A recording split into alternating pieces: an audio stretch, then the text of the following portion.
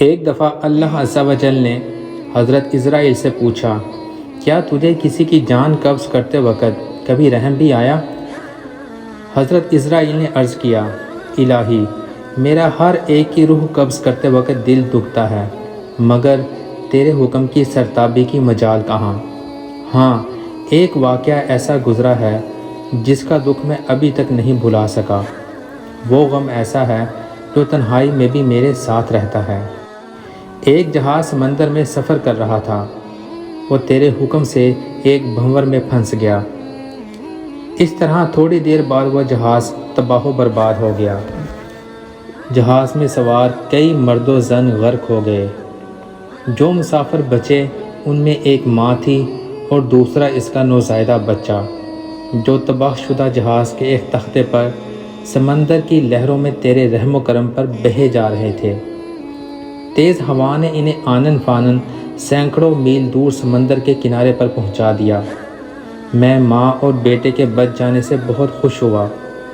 اسی لمحے تیرا حکم ہوا، ماں کی روح قبض کر لو۔ میں نے مولا کریم تیرے حکم کی تعمیل کی۔ باری تعالیٰ، تو خوب جانتا ہے کہ یہ حکم پا کر میرا کلیجہ کانپ گیا، اور جب میں نے اس بچے کو ماں سے الگ کیا تو مجھے کس قدر تکلیف پہنچی تھی۔ اب یاد آئی ہے تو آنکھیں آنسوؤں سے بھیگ گئی ہیں۔ پھر حکم الہی ہوا۔ کیا تجھے پتہ ہے کہ بعد میں وہ بچہ کہاں اور کس طرح پرورش پاتا رہا؟ اسرائیل نے عرض کیا، اللہ تعالیٰ عالم الغیب ہے، ظاہر اور باطن اسی پر عیاں ہیں۔ اللہ عز و جل نے فرمایا، ہم نے موج سمندر کو حکم دیا کہ اس لاوارث بچے کو اٹھا کر ساحل پر ڈال دے۔ ساحل کے قریب ایک سرسبز و شاداب جزیرہ تھا۔ ہم نے پھولوں کو حکم دیا کہ بچے کے نیچے سیج بچھا دیں۔ سورج سے کہا، اپنی تیز شعاؤں سے اس بچے کو محفوظ رکھنا۔ بادل کو کہا، بچے سے ذرا فاصلے پر برسے۔ درختوں کی شاخیں خود بخود جھک کر پھل اور ان کا رس اس کے منہ میں ڈال دیتی تھیں۔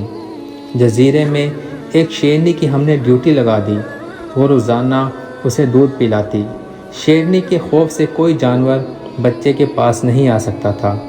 اس جزیرے میں ہم نے خوشنو اور حسین پرندے بھیجے جو ہر وقت چہچہاتے تاکہ بچے کا دل پریشان نہ ہو۔ ہوا کو حکم دیا کہ اس پر سے آہستہ آہستہ گزرے تاکہ اس کو کوئی تکلیف نہ ہو۔ اے اسرائیل، وہ تنہا اور بظاہر بے یار و مددگار بچہ پرورش پا کر خوب صحت مند اور بہادر ہو گیا۔ ہم نے اس کے پاؤں میں کبھی کانٹا بھی نہ چبھنے دیا۔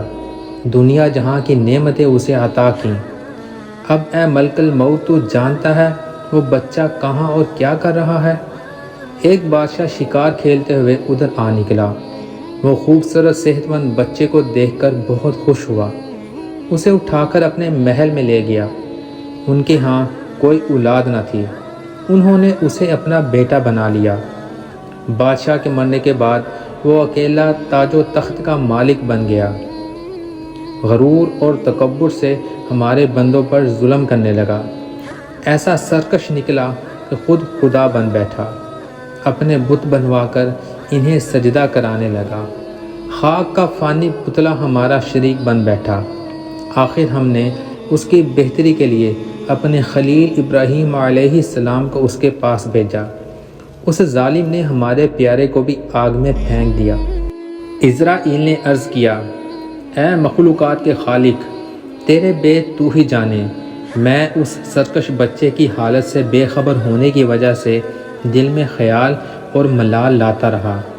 اے اسرائیل، اس بچے نے میرا کیا شکر ادا کیا؟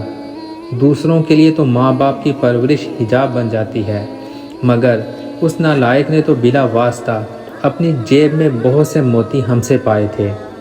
وہ بچہ نمرود بن کر اس وقت ایک بڑے ملک کا بادشاہ ہے، اور اسی نے میرے خلیل حضرت ابراہیم علیہ السلام کو آگ کے الاؤ میں جھونکا ہے، اور اب خدائی کا دعویٰ کر کے لوگوں کو میری راہ سے ہٹاتا ہے اور حکم نہ ماننے والوں کو سخت سزا دیتا ہے۔ مولانا روم اس حقائق کے ذریعے بیان فرماتے ہیں کہ باری تعالیٰ کے کاموں کے بید کیا ہیں، ان سے اس کے مقرب فرشتے بھی واقف نہیں ہوتے۔ اپنے کاموں کی حکمت اللہ تعالیٰ ہی بہتر جانتا ہے۔ ہمیں رب کی مرضی پر سوال اٹھانے کی بجائے اس کے آگے سر جھکانا چاہیے اور ہمیشہ اچھے کی امید رکھنی چاہیے۔